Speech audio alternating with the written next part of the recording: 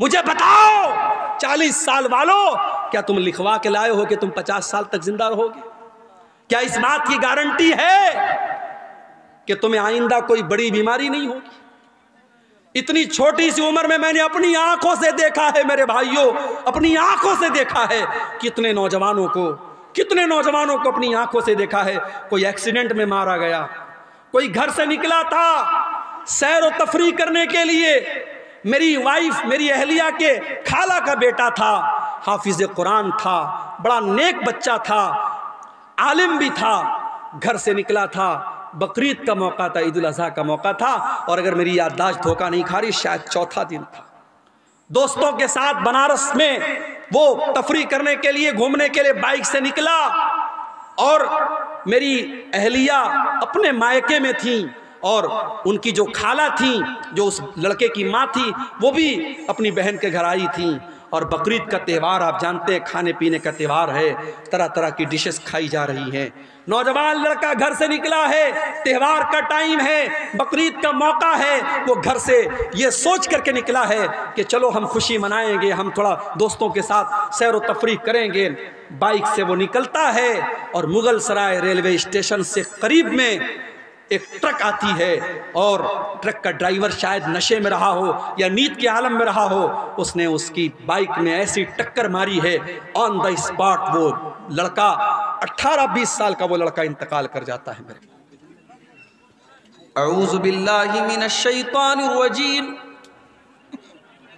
बिस्मिल्लाहिर रहमानिर रहीम। या अय्युहल्लज़ीना आमनू इन तंसुरुल्लाह यंसुरकुम व युसब्बित अक़दामकुम।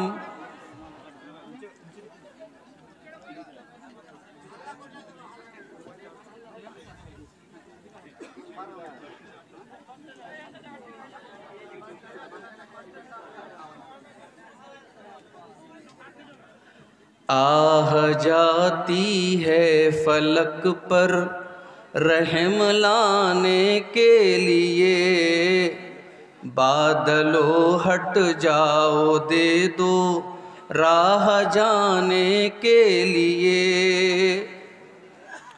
ऐ दुआ अर्ज कर अर्शे इलाही थाम के, ऐ दुआ अर्ज कर अर्शे इलाही थाम के। ऐ खुदा रुख फेर दे अब गर्दिशे अय्याम के। तू न अपने आईने करम को भूल जा, ऐ खुदा तू अपने आईने करम को ना भूल जा। हम तुझे भूले हैं लेकिन तू न हमको भूल जा। खल्क के रांदे हुए दुनिया के धुतकारे हुए, खल्क के रांदे हुए दुनिया के धुतकारे हुए। आए हैं अब तेरे दर पर हाथ फैलाए हुए। खार हैं बदकार हैं डूबे हुए जिल्लत में हैं, खार हैं बदकार हैं डूबे हुए जिल्लत में हैं।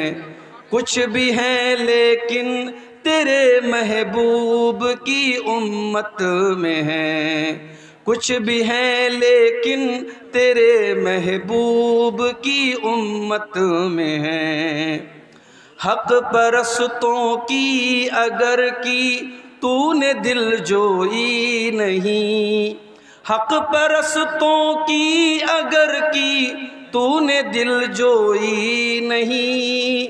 ताना देंगे बुत के मुस्लिम का खुदा कोई नहीं, ताना देंगे बुत के मुस्लिम का खुदा कोई नहीं।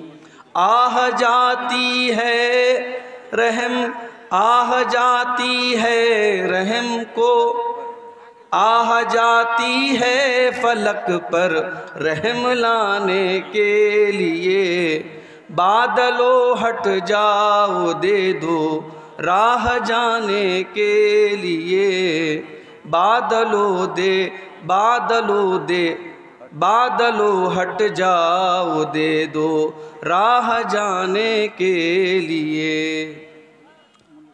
सदर मोहतरम, उलमाए किराम, मोहतरम बुज़ुर्गों, नौजवान साथियों, पर्दा नशीन माओं और बहनों, प्यारे बच्चों, रात के तकरीबन 1:30 बज रहे हैं और जैसा कि मुझे बताया गया था कि प्रोग्राम, चूँकि सर्दी का मौसम अभी ख़त्म नहीं हुआ है, प्रोग्राम 12-1 बजे तक ख़त्म हो जाएगा। लेकिन 12 बजे के करीब तो मैं आपके इलाके में पहुंचा, और जब मैं यहाँ पहुंचा तो यहाँ आपके पूर्व सांसद पप्पू यादव साहब का बयान और उनकी गुफ्तगू चल रही थी, और उसके बाद आपने बंगला ज़ुबान में अभी एक तकरीर समाअत की, और अब मैं आपके सामने हाज़िर हुआ। ये आज के प्रोग्राम का आखिरी खिताब है, और सर्दी के बावजूद, ठंडी ठंडी हवाओं के बावजूद जो भाई बहन माँ अभी तक इस पिंडाल के नीचे मौजूद हैं, मैं उन सब के जज्बे की दाद देता हूँ, उनकी हिम्मत को सलाम करता हूँ, और उन सब के हक़ में ये दुआ करता हूँ कि अल्लाह ताला आपका, हम सब का इस जलसे में आना, तकरीरों को सुनना, कुरान और हदीस की बातों को सुनना सुनाना, अल्लाह ताला इसको क़यामत के दिन हमारी नेकियों में लिख दे। अल्लाह इस नेकी के एवज़ हम सब की मग़फ़िरत फ़रमाए। और आज का ये प्रोग्राम जिस मकसद के लिए हुआ है, जिस इदारे के ताउन के लिए आज का ये इदारा ही है ना, मदरसा है ना, इदारे के ताउन के लिए ये प्रोग्राम हो रहा है, अल्लाह ताला इस इदारे का हम सबको आगे बढ़ कर के अपनी हैसियत के मुताबिक हम सबको बढ़ चढ़ करके इस इदारे का ताउन करने की भी तौफीक दे। और जिन भाइयों ने, माओ बहनों ने अब तक इसमें हिस्सा नहीं लिया है, मैं उनसे गुजारिश करूँगा, क्योंकि मौलाना नूरुल इस्लाम साहब ने भी मुझको बताया और मौलाना अबुल कासिम बिजली साहब ने भी बताया कि ताउन जो उम्मीद थी और जो तवक्को थी वैसा नहीं हुआ है। मैं आप सबसे गुजारिश करता हूँ, सीमांचल का ये प्रोग्राम जो और जलसे होते हैं, उन्हीं जलसों की तरह इस जलसे का मकसद भी इदारे की तरक्की और इदारे का ताउन है। आप इस मकसद को न भूलें, और यहाँ आए हैं तो ज़रूर इस इदारे का बढ़ चढ़ करके इसका ताउन करें, इसमें दान दें, चंदा दें। अल्लाह ताला आप सबको इसकी तौफीक अता फ़रमाए। मेरे भाइयों, मुझे जलसे वालों ने आज के लिए कोई टॉपिक, कोई विषय, कोई मौजू नहीं दिया है, मेरे ऊपर छोड़ दिया कि आप जो मौजू समझे मुनासिब उस पर गुफ्तगू करें। और मुझे इस वक्त जो सबसे अहम टॉपिक और सबसे अहम उन्वान जिस पर इस वक्त हम सबको गौर करने की ज़रूरत है, मुल्क के हालात को सामने रख करके अगर कोई मौजू हमें समझ में आता है तो वो ये है कि अल्लाह की मदद कब आएगी। हम और आप देख रहे हैं कि हमारी मसाजिद का मामला कहाँ तक पहुँच चुका है। अब सिर्फ 3 मस्जिदों की बात नहीं रह गई, अब इस्लाम दुश्मन ताकतों की निगाहें इस मुल्क की हज़ारों मस्जिदों की तरफ है, और उन्हें एक बहुत अच्छी नज़ीर मिल चुकी है, एक बहुत अच्छी मिसाल मिल चुकी है। उनकी हिम्मत और हौसले बहुत बुलंद हैं, और आने वाला वक्त हमारे लिए बड़ा चैलेंजिंग है मेरे भाई। फिर हम ये भी देख रहे हैं कि आज मुल्क में 2 तरीके के कानून चल रहे हैं। एक जुर्म एक कम्युनिटी का इंसान करता है, उसके ऊपर बहुत हल्का केस होता है, पुलिस और प्रशासन उसको लेकर के बहुत ज़्यादा टाइट नहीं होता। वही जुर्म और वही काम अगर दूसरी कम्युनिटी का कोई इंसान करता है, और मैं खुल के कहूं अगर वही काम मुसलमान अगर करता है, तो बहुत बड़ा अपराध बन जाता है। और अब तो हालात ये हैं कि शायद दुनिया की तारीख में कभी ऐसा इंसाफ नहीं देखा गया होगा कि जुर्म कोई करे और उसकी सजा उसके पूरे घर वालों को दे दी जाए, उसके छोटे छोटे बच्चों को बेघर कर दिया जाए, उसके घर की औरतों को बेघर कर दिया जाए। जिस घर और मकान को बनाने में इंसान का खून पसीना सर्फ होता है, इंसान की गाड़ी कमाई खर्च होती है, पल भर में उस घर को मेरे भाइयों वीरान कर दिया जाता है और चटियल मैदान कर दिया जाता है। इंसाफ का ये नमूना इस वक्त अपने मुल्क में हम देख रहे हैं। ये मुल्क मेरे भाइयों हमारा है।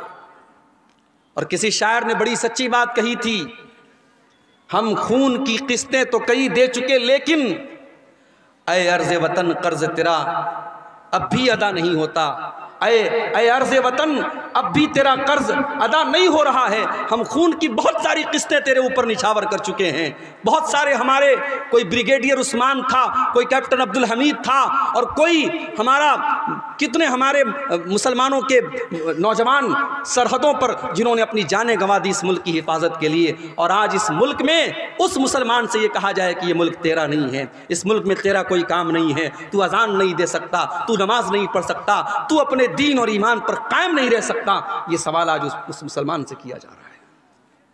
मेरे भाइयों, बड़ी नाजुक घड़ी है। जरा तारीख के पन्ने उल्टो, 1400 साल पहले चलो। अभी मोहम्मद रसूलुल्लाह अरब की धरती पर नहीं आए हैं, अभी अल्लाह के आखिरी नबी दुनिया में उनका जन्म नहीं हुआ है। आपके जन्म से 40 या 50 दिन पहले का वाकया है। यमन का एक बादशाह है, उसका नाम अब्रहा है। उसको मालूम हुआ कि अरब की धरती पर खाने काबा नाम की एक बिल्डिंग है, एक इमारत है, और उस खाने काबा का तवाफ लोग करते हैं, लोग हज करते हैं, लोग उम्रा करते हैं। उसने अपने यमन की राजधानी सना के अंदर एक बहुत बड़ा उसने इमारत बनवाई, स्ट्रक्चर बनवाया, और हुक्म दिया कि आज के बाद यमन के लोग, उनको हज करना होगा, उनको उम्रा करना होगा, वो खाने काबा नहीं जाएंगे, वो मक्का नहीं जाएंगे, वो मेरे इस बनाए हुए घर का तवाफ करेंगे और यहाँ आकर के वो अपनी इबादत करेंगे। वो अब्रहा ईसाई था, क्रिश्चियन था, लेकिन खाने काबा का एहतराम उन मुशरिकों के दिल में भी था। वो मुशरिक थे, वो बुतों के पुजारी थे, मगर खाने काबा के बारे में उनका ये अकीदा था, ये अल्लाह की इबादत का पहला घर है। ये इब्राहीम अलैहिस्सलाम ने इस घर को बनाया है, और इब्राहीम अलैहिस्सलाम से पहले भी ये घर मौजूद था। ये धरती पर अल्लाह की इबादत का पहला घर है। लोगों ने अब्रहा के बनाए हुए उस नकली काबा का तवाफ करना तो बड़ी दूर की बात है, और उसकी ज़ियारत करना तो बड़ी दूर की बात है। लोगों ने इतनी इंसल्ट की कि उसके उस इमारत के अंदर जाकर के उन्होंने पाखाना कर दिया, पेशाब कर दिया, गंदगी कर दी। अब्रहा को तैश आया, गुस्सा आया। उसने ये नहीं पता करवाया इस मेरे बनाए हुए स्ट्रक्चर में किसने पाखाना किया, किसने पेशाब किया, किसने गंदगी की। उसने कहा कि अब मैं खाने काबा को ही मिटा डालूंगा, न रहेगा बांस न बजेगी बांसुरी। उसने बहुत बड़ा लश्कर तैयार किया, और शायद दुनिया के इतिहास का और दुनिया की तारीख का यह पहला लश्कर था जिस लश्कर में हाथियों को इस्तेमाल किया गया। अब्रहा खुद बहुत बड़े हाथी पर सवार होकर आया था, और दुनिया की नजरों ने देखा कि यमन का यह बादशाह अपने हाथियों के साथ खाने काबा पर हमला करने के लिए यमन से निकला है। और जब मक्का की सरहदों में दाखिल हुआ, इसके सिपाहियों ने कुछ ऊंटों को पकड़ लिया। कुछ ऊंट थे वहां पर, उन ऊंटों को पकड़ लिया और उन ऊंटों को अपना बना लिया। वो ऊंट किसके थे? वो अल्लाह के रसूल के दादा अब्दुल मुत्तलिब के ऊंट थे। अब्दुल मुत्तलिब को पता चला अब्रहा के सिपाहियों ने मेरे ऊंटों को पकड़ लिया है। अब्दुल मुत्तलिब आते हैं और अब्रहा से कहते हैं, अब्रहा मेरे ऊंट मुझे वापस कर दो। अबरहा को मालूम था अब्दुल मुत्तलिब खाने काबा के मुतवल्ली हैं, खाने काबा की चाबी उनके पास रहती है। अय अब्दुल मुत्तलिब, मैं तो तुम्हें बहुत नेक इंसान, बहुत अच्छा इंसान समझता था, तुम तो बहुत मेरे मियार से बहुत कमतर निकले। अय अब्दुल मुत्तलिब, तुम्हें मालूम है मैं यमन से चल करके तुम्हारे खाने काबा को गिराने आया हूं। जिस खाने काबा को तुम अल्लाह का घर मानते हो, जिस खाने काबा को तुम इतना एहतराम करते हो कि तुम उसका तवाफ करते हो और हज का और उम्रा करते हो, ऐ अब्दुल मुत्तलिब, उस खाने काबा की तुमको कोई चिंता नहीं है और तुम अपने ऊँटों को मेरे पास लेने के लिए आए हो। इसका मतलब ये हुआ कि तुम्हें अपने ऊँटों से ज़्यादा प्यार है, तुम्हें खाने काबा से कोई प्यार नहीं है। अब ज़रा जवाब सुनना अब्दुल मुत्तलिब का। अब्दुल मुत्तलिब मुसलमान नहीं थे, उसी अपने खानदान के मजहब पर थे, अपने बाप दादा के मजहब पर थे, बुत परस्ती वाले मजहब पर थे, इस्लाम पर नहीं थे वो। लेकिन उन्होंने जो जवाब दिया है वो जवाब बड़ा माकूल जवाब था। कहा कि ऐ अबरहा, मैं ऊंटों का मालिक हूं, ऊंटों की हिफाजत मेरे जिम्मे थी, इसलिए मैं अपने ऊंट लेने आया हूं। जहां तक खाने काबा की बात है, इन्न लहू रब्बन यहमीही, इस खाने काबा का एक परवरदिगार है, एक रब है, वो अपने घर की हिफाजत करना जानता है, मुझे उसकी चिंता करने की जरूरत नहीं। और फिर चश्मे फलक ने वो मंजर भी देखा। अबरहा अपने हाथियों से जब इशारा करता है, हाथी शाम का रुख करने के लिए तैयार है, हाथी जो है यमन की तरफ वापस जाने के लिए तैयार है, हाथी तीनों डायरेक्शन में जाने के लिए तैयार है। मगर हाथी को जब ये कहा जाता है तू खाने काबा की तरफ चल, हाथी 1 इंच चलने के लिए तैयार नहीं, 1 इंच हाथी आगे बढ़ने को तैयार नहीं। उसके बाद दुनिया की नजरों ने यह देखा, हाथियों पर आए हुए उस लश्कर का खात्मा करने के लिए अल्लाह ताला ने बारूद नहीं बरसाया, अल्लाह ताला ने तोप के गोले नहीं बरसाए, अल्लाह ताला ने फरिश्तों की फौज को नहीं भेजा, बल्कि अल्लाह ने कैसे अपना अजाब नाजिल फरमाया। अलम तरा कैफ फ़अल रब्बुका बिअस्हाबिल फील, ऐ नबी, क्या आपने देखा कि अल्लाह ताला ने हाथी वालों के साथ क्या किया। अलम यजअल कैदहुम फी तज़लील, ऐ नबी, वो तो बहुत बड़ी बड़ी चालें और बहुत बड़ी बड़ी प्लानिंग बना करके आए थे, अल्लाह ने उनकी सारी प्लानिंग को नाकाम कर दिया। व अरसला अलैहिम तैरन अबाबील, और अल्लाह ताला ने उनके ऊपर चिड़ियों का झुंड भेज दिया, छोटी छोटी चिड़ियाँ उनके ऊपर भेज दी। तरमीहिम बिहिजारा, जो अपने चोंच में और अपने पंजों में छोटी छोटी चने के बराबर की कंकरियां उनके ऊपर गिराती चली जाती थी, और वो छोटी छोटी कंकरियां एटम बम बन करके उनके ऊपर बरसती चली जाती थी। जिसके ऊपर वो पत्थर गिरता था, वो कंकरी गिरती थी, वो वहीं पर मर करके खत्म हो जाता था। फजालहुम कास्फिम माकूल, अल्लाह ताला के हुक्म से वो इतने बदबख्ती के साथ उनका खात्मा हुआ। कास्फिम माकूल, जैसे खाया हुआ चारा हो, जैसे गाय और बकरी को आपने देखा होगा जब वो चारा को खा लेता है और कभी कभी उसके मुंह से वो बचा हुआ चारा निकलता है, उस चारे की तरह उनकी डेड बॉडी पड़ी थी, उनकी सड़ी हुई लाशें पड़ी थी, उनकी टूटी फूटी लाशें पड़ी थी। अल्लाह को अपने घर को बचाना था तो उसने परिंदों को भेजा था, छोटी छोटी चिड़ियों को भेजा था। मेरे भाइयों, आज क्यों नहीं आ रहा है परिंदों का लश्कर, आज क्यों नहीं आ रही अल्लाह की मदद? क्या ये सवाल हमारे और आपके दिमाग में नहीं पैदा होता? बिल्कुल पैदा होता है। और जो नज़्म मैंने पढ़ी अभी आपके सामने खुतबे के बाद, उस नज़्म के आखिरी शेर में भी यही शिकवा किया है शोरिश काश्मीरी ने। हक परस्तों की अगर की तूने दिल जोई नहीं, ताना देंगे बुत के मुस्लिम का खुदा कोई नहीं। आए अल्लाह, क्या ये दौर भी देखना था कि ला इलाहा इल्लल्लाह और अल्लाहु अकबर की सदाओं के ऊपर आज शिर्क और कुफ्र की सदाएं भारी पड़ती हुई नजर आ रही हैं। आए अल्लाह, आज तेरे घर के ऊपर, तेरी मस्जिद के ऊपर, तेरी इबादत खाने के ऊपर है अल्लाह आज शिर्क के अड्डे बनाए जा रहे हैं। आए अल्लाह बुत खाने बनाए जा रहे हैं। आए अल्लाह, क्या ये दिन भी देखना था हक परस्तों की? है अल्लाह, अगर तूने मदद न की, कल दुनिया कहेगी मुसलमानों तुम्हारा खुदा कहाँ चला गया। ये शायर ने बड़ा सच्चा शिकवा किया है। मेरे भाइयों, हमें तो शिकवा है अपने परवरदिगार से, मगर हमारे रब का भी हमसे एक शिकवा है। और आज यही मेरा मौजू है कि अल्लाह की मदद क्यों नहीं आ रही है। कौन सी ऐसी चीज़ें हैं जिसकी वजह से आज अल्लाह की मदद नहीं आ रही है। दुआओं में तो कोई कमी नहीं हो रही है, यहाँ से लेकर मक्के तक दुआएं हो रही हैं। इमाम हरम दुआ कर रहे हैं, तहज्जुद में न जाने कितने मुसलमान दुआएं कर रहे हैं। दुआएं तो बहुत हो रही हैं, दुआओं में असर क्यों नहीं है? मेरे भाइयों, अल्लाह की मदद क्यों नहीं आ रही है? इस सवाल का जवाब कुरान में देखो।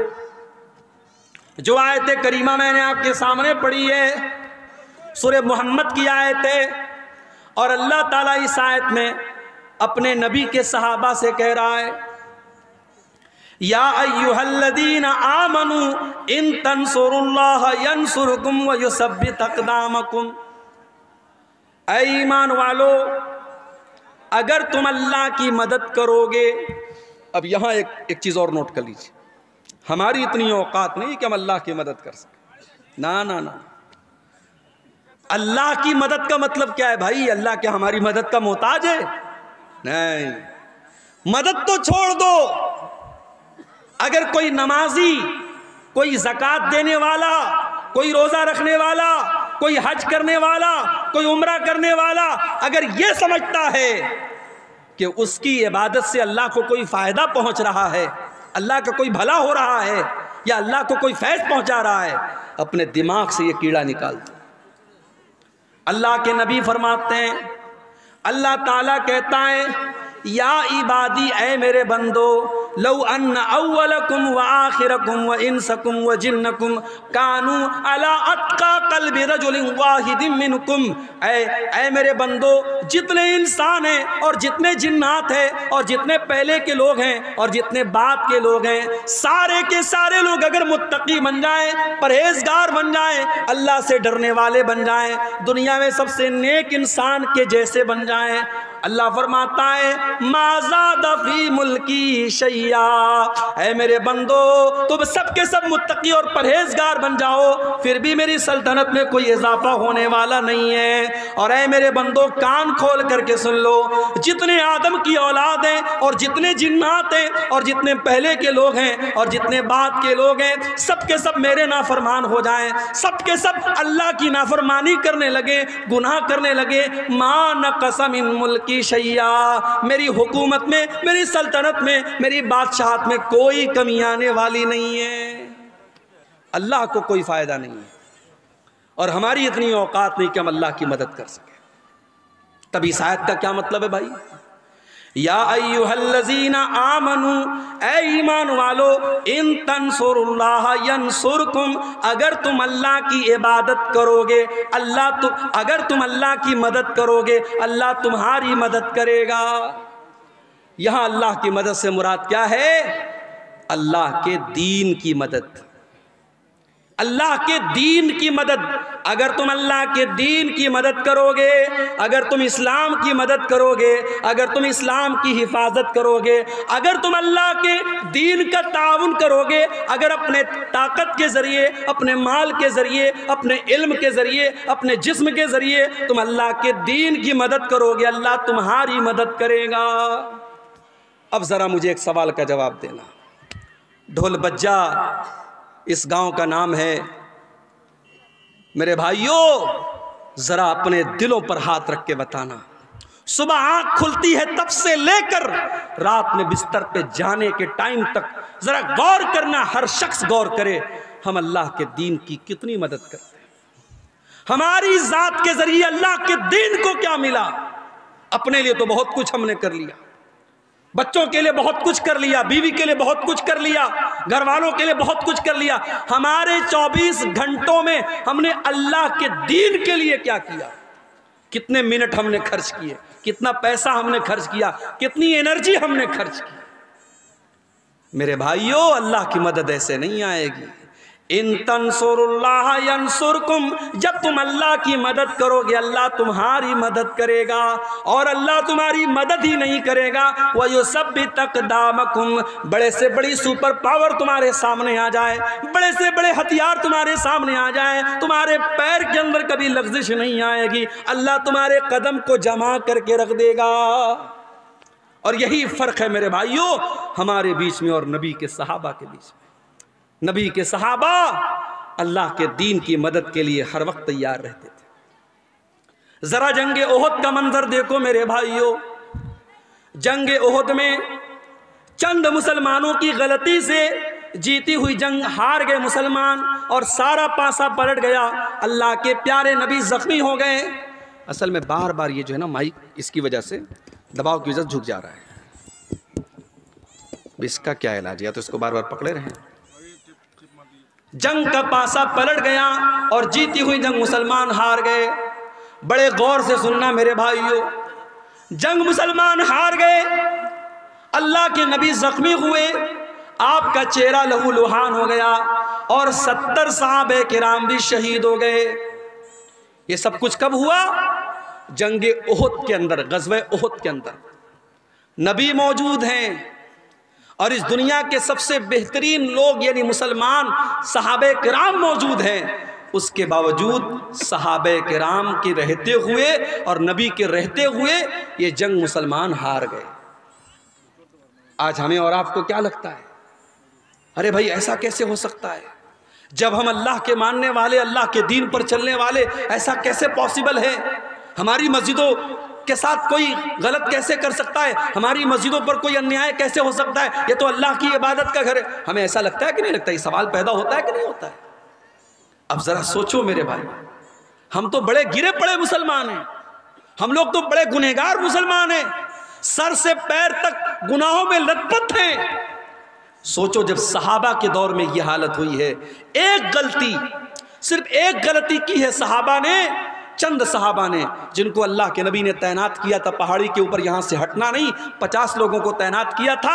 और जब जंग मुसलमान जीत गए और माले गनीमत को हासिल करने लगे तो उन 50 में से 40 सहाबा वहाँ से हट गए और सिर्फ 10 लोग बचे। और खालिद बिन वलीद रज़ी अल्लाह ताला अन्हु जो अभी मुसलमान नहीं हुए थे, उन्होंने पीछे से हमला करके जीती हुई जंग का पासा पलट दिया और मुसलमान जंग हार गए। एक गलती की वजह से मुसलमान ये जंग हार गए। उसके बाद जब मुसलमान मदीना आए, पता चला कि मुशरिकीन मक्का बहुत बड़ा लश्कर लेकर के दोबारा हमला करने वाले हैं, दोबारा हमला करने वाले और मदीना को ख़त्म करना चाहते हैं और मदीना के सारे मुसलमानों को ख़त्म करना चाहते हैं। अल्लाह के नबी ने अपने सहाबा से कहा, ऐ मेरे सहाबा, हम दुश्मन का वेट नहीं करेंगे, हम दुश्मन का इंतज़ार नहीं करेंगे। ऐ मेरे सहाबा, हम दुश्मन का आगे बढ़ करके मुकाबला करेंगे। सहाबे किराम ने कहा, अल्लाह के नबी, हम ज़ख्मी हैं, हमारे बदन से खून बह रहा है, हमारी तो मरहम पट्टी भी अभी ढंग से न हुई है। आपने फरमाया, ऐ मेरे साहबा, हम किसी चीज़ का इंतज़ार नहीं करेंगे, हम इसी हाल में दुश्मन का मुकाबला करने के लिए जाएंगे। मेरे प्यारे भाइयों, दुनिया ने देखा, आसमान ने देखा, ज़मीन ने देखा कि नबी के सहाबा ज़ख्मी हालत में, उनके बदन से खून बह रहा है, उनके बॉडी पर ज़ख्मों के निशानात हैं, उनके बदन से खून रिस रहा है। उसी हालत में मदीना से हुमराउल असद नाम के मकाम तक जाते हैं और दुश्मन का मुकाबला करने के लिए मदीना से चल के जाते हैं। दुश्मनों को पता चला कि मुसलमान फिर से आए, दुश्मन की हिम्मत न बढ़ी और दुश्मन वापस चला गया। कुरान करीम में अल्लाह इसका तस्करा करते हुए फरमाता है, लिल्लज़ीना अहसनू मिन बादि मा असाबहुमुल करहु। ऐ मेरे नबी, आपके सहाबा तो इतने बड़े ईमान वाले हैं कि ज़ख्मी होने के बावजूद और बदन से खून बहने के बावजूद अल्लाह का हुक्म आया तो वो लड़ने के लिए तैयार हो गए। ये थे नबी के सहाबा। वो नबी के लिए, अल्लाह के दीन के लिए, अपने नबी के दिफा के लिए, अपने दीन के डिफेंस के लिए हर वक्त तैयार रहते थे मेरे भाई। और इसीलिए कुरान कहता है, या अय्युहल्लज़ीना आमनू इन तंसुरुल्लाह यंसुरकुम। ऐ ईमान वालो, जब तुम अल्लाह की मदद करोगे अल्लाह तुम्हारी मदद करेगा। आज तो हालत ये है, 100 रुपया चंदा देने की हैसियत रखने वाला 10 रुपया बड़ी मुश्किल से देता है। कभी गौर करना, रेस्टोरेंट में 10 की नोट आपको बहुत कम मिलेगी, शराब के अड्डों पर 10 की नोट बहुत कम मिलेगी, ज़िना के अड्डों पर 10 की नोट बहुत कम मिलेगी। मस्जिद की पेटी में देखना 10 की नोट बहुत ज़्यादा मिलेगी। जो सबसे छोटा अमाउंट होता है वो हम मस्जिदों में देते हैं, मदरसे में देते हैं। हमारे यहाँ साइंस पढ़ाने वाला टीचर आए, हम 2000 रुपया महीना देंगे। मैथ पढ़ाने वाला टीचर आए, हम 3000 रुपया महीना देंगे। हिंदी और इंग्लिश पढ़ाने वाले को 1000 रुपया महीना देंगे। और बेचारे मौलवी साहब और हाफिज साहब कुरान पढ़ाने के लिए आएंगे तो हम मोल भाव करेंगे, हाफिज साहब 500 रुपया ले लीजिए। कुरान और दीन के इल्म की वैल्यू हमने घटा के रखी है मेरे भाई। इंग्लिश मीडियम के नाम पर हमारी जेबों से 2-2 हजार रुपये फीस निकल जाती है, और मदरसे में कहीं 100 रुपये फीस लग जाए तो हम ताना मारते हैं, साहब मदरसे वाले भी 100 रुपया फीस मांगने लगे। दीन की वैल्यू को हमने कम कर दिया मेरे भाई। दीन की अहमियत हमारी नजरों में हमने हकीर कर दिया, और आज हालात ये हैं, दीन को सारी दुनिया में तमाशा बना के रख दिया गया। मेरे प्यारे साथियों, जंगे तबूक का मौका याद करो, जंगे तबूक का मौका याद करो। गर्मी का मौसम है, मई जून का महीना है, खजूरों के पकने का टाइम है। अल्लाह के नबी अपने सहाबा से कहते हैं, ऐ मेरे सहाबा, हमको तबूक के लिए जाना है, हमको 700 किलोमीटर लंबा सफ़र करना है। ऐ मेरे सहाबा, मेरे पास हथियार नहीं है, मेरे पास सवारी नहीं है। ऐ मेरे सहाबा, तुम ताउन करो, तुम दान दो, तुम चंदा दो। ऐ मेरे सहाबा, मैं तुम्हें जन्नत की गारंटी देता हूँ। सहाबे किराम ने अपनी अपनी हैसियत के मुताबिक, अपनी अपनी ताकत के मुताबिक बढ़ चढ़ करके ताउन करना शुरू किया। उस्मान गनी ने बहुत सारे ऊंट भी दे दिए, बहुत सारे घोड़े भी दे दिए, और 1000 सोने के सिक्के भी दे दिए। बहुत सारे सहाबा गरीब थे, मजदूर थे, मजदूरी किया करते थे। कोई 1 मुट्ठी, कोई 2 मुट्ठी गेहूं ला रहा है, जौ ला रहा है। अय अल्लाह के प्यारे नबी, मैं ये मेहनत करके, मजदूरी करके ये लाया हूँ, अय अल्लाह के नबी इसको ले लीजिए। अल्लाह के नबी सबका चंदा ले लेते थे, सबका दान ले लेते थे। इतने में हजरत उमर फारूक आए। उमर फारूक, उनके दिल में तमन्ना पैदा हुई, हमेशा नेकी के मामले में अबू बकर का नंबर सबसे आगे रहता है। आज उमर का नंबर आगे रहेगा, आज उमर आगे बढ़ के दिखाएगा। उमर फारूक अपने घर आते हैं, अपने सारे घर के माल को इकट्ठा करते हैं, और सारे माल को 2 हिस्सों में डिवाइड करते हैं, और आधे माल को घर छोड़ते हैं, और आधे माल को बोरे में, पैकेट में पैक करते हैं, और नबी अकरम के पास ला के रख देते हैं। अल्लाह के नबी पूछते हैं, माँ अब कई तल अहलिक, ऐ उमर, घर वालों के लिए कुछ छोड़ के आए हो कि नहीं आए हो? हजरत उमर कहते हैं, अय अल्लाह के नबी आप फिक्र न करें, अब कई तो लहुमुन निस्फा, मैं आधा लाया हूँ और आधा छोड़ के आया हूँ, आधा लाया हूँ, आधा छोड़ के लाया हूँ, आप चिंता न करें, आप फिक्र न करें। अब हजरत उमर इंतजार कर रहे हैं कि अब देखें अबू बकर क्या लाते हैं। हजरत अबू बकर भी थोड़ी देर में आए, उन्होंने भी अपने सामान का झोला ला करके रख दिया। नबी ने पूछा, माँ अब कई तल अहलिक, अय अबू बकर, तुमने घर वालों के लिए क्या छोड़ा है? ओ लोगों, अबू बकर की जुबान पर क्या जवाब आया? अबू बकर की जुबान पर क्या जवाब आया?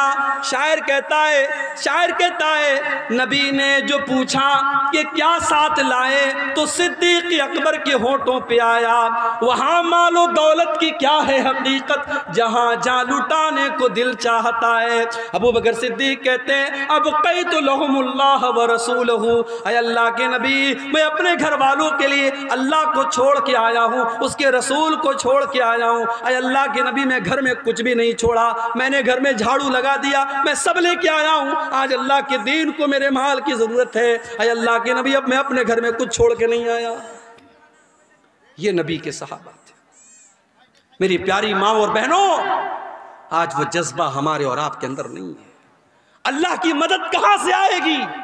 हमारी जिंदगियों में दीन की कोई हैसियत नहीं है। हमारी 24 घंटे में हम अगर गौर करें, हम दीन के लिए कितनी मेहनत कर रहे हैं, और दीन के लिए हम क्या कर रहे हैं मेरे भाइयों, हम कुछ नहीं कर रहे हैं। अल्लाह का वादा तो सीधा सीधा है, इन तंसुरुल्लाह यंसुरकुम, जब तुम अल्लाह के दीन की मदद करोगे, अल्लाह तुम्हारी मदद करेगा। गज़वे उहुद का वो मंजर भी याद करो मेरे भाई। एक औरत आती है, बताया गया तेरा भाई शहीद हो गया है, तेरा बाप शहीद हो गया है, तेरा शौहर शहीद हो गया है। बाप के मरने की खबर सुनी, भाई के मरने की खबर सुनी, शौहर के मरने की खबर सुनी, सारी मुसीबतों पर सब्र कर लिया और फिर कहती है ओ लोगों ठीक है, मेरे बाप का इंतकाल हो गया, मेरा भाई शहीद हो गया, मेरा शौहर शहीद हो गया, मुझे ये बताओ कि अल्लाह के रसूल का क्या हाल है। लोगों ने कहा अल्लाह के रसूल बिल्कुल सही सलामत है। उसने कहा नहीं नहीं, जब तक मैं अपने नबी का दीदार न कर लूँ, जब तक मैं अपने नबी को देख न लूँ, मुझे चैन नहीं मिल सकता। लोगों ने दीदार कराया, लोगों ने दिखाया देखो ये अल्लाह के नबी है। जब अल्लाह के नबी को देखती है तो क्या कहती है, कुल्लु मुसीबतिन बादक जललुन या रसूल अल्लाह। अय अल्लाह के नबी आपके रहते हुए सारी मुसीबतें मेरे लिए आसान है। अय अल्लाह के नबी आप जिंदा हैं, आप सही सलामत हैं, मुझे बाप के जाने का, मुझे भाई के जाने का, मुझे शौहर के जाने का कोई दुख नहीं है। अल्लाह के दीन के लिए अपना सब कुछ कुर्बान करने का जज्बा था मेरे भाइयों सहाबा के अंदर। वो जज्बा हमारे अंदर नहीं है। जब तक ये जज्बा हम पैदा नहीं करेंगे, हम और आप अल्लाह की मदद के हकदार नहीं हो सकते। आज तो हालत ये है, नौजवान है, पैसा कमा रहा है, अच्छा पैसा कमा रहा है, बिल्डर है, अच्छी खेती बाड़ी है, उसके पास लाखों का मालिक है। उससे कहो भाई हज कर ले, उम्रा कर ले, कहता अरे मौलवी साहब अभी कितनी उम्र है, अभी 40 साल का हूँ, हज कर लूँगा दाढ़ी रखनी पड़ जाएगी, हज कर लूँगा 5 टाइम की नमाज पढ़नी पड़ेगी, हज कर लूँगा चोरी बेईमानी नहीं कर पाऊँगा, लोग कहेंगे हाजी साहबों के ये सब काम करता है। अभी थोड़ा गुलछर्रे उड़ा लेने तो 50-60 साल के हो जाएंगे, फिर हज भी कर लेंगे, उम्रा भी कर लेंगे।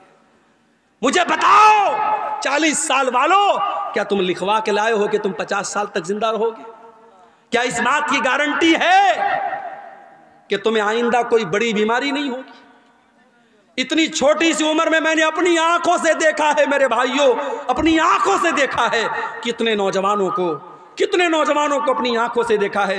कोई एक्सीडेंट में मारा गया, कोई घर से निकला था सैर और तफरीह करने के लिए, मेरी वाइफ, मेरी अहलिया के खाला का बेटा था, हाफिज कुरान था, बड़ा नेक बच्चा था, आलिम भी था, घर से निकला था, बकरीद का मौका था, ईद उल अज़हा का मौका था, और अगर मेरी याददाश्त धोखा नहीं खा रही शायद चौथा दिन था। दोस्तों के साथ बनारस में वो तफरीह करने के लिए, घूमने के लिए बाइक से निकला, और मेरी अहलिया अपने मायके में थी, और उनकी जो खाला थी, जो उस लड़के की माँ थी, वो भी अपनी बहन के घर आई थी। और बकरीद का त्यौहार आप जानते हैं, खाने पीने का त्यौहार है, तरह तरह की डिशेस खाई जा रही हैं। नौजवान लड़का घर से निकला है, त्यौहार का टाइम है, बकरीद का मौका है, वो घर से ये सोच करके निकला है कि चलो हम खुशी मनाएंगे, हम थोड़ा दोस्तों के साथ सैर व तफरीह करेंगे। बाइक से वो निकलता है और मुगल सराय रेलवे स्टेशन से करीब में एक ट्रक आती है, और ट्रक का ड्राइवर शायद नशे में रहा हो या नींद के आलम में रहा हो, उसने उसकी बाइक में ऐसी टक्कर मारी है, ऑन द स्पॉट वो लड़का 18-20 साल का वो लड़का इंतकाल कर जाता है मेरे भाई। और इतनी बुरी तरीके से एक्सीडेंट होता है, उसके सर का और उसके धड़ का जो हाल होता है वो बयान के बाहर है मेरे भाई। और त्यौहार का मौका है, जब लाश घर में आती है और माँ बाप उसकी लाश को देखते हैं मेरे भाई, माँ बाप की आंखों से आंसू नहीं थमते। खुशी का त्यौहार और खुशी का मौका गम में तब्दील हो जाता है मेरे भाइयों। मौत का फरिश्ता आपसे अपॉइंटमेंट लेकर के नहीं आएगा, आपसे पूछ करके नहीं आएगा कौन सी बीमारी, कौन सा एक्सीडेंट, कौन सी मुसीबत और कौन सा बहाना आपकी जिंदगी के खात्मे की खबर लेके आएगा, आप नहीं कह सकते मेरे भाइयों।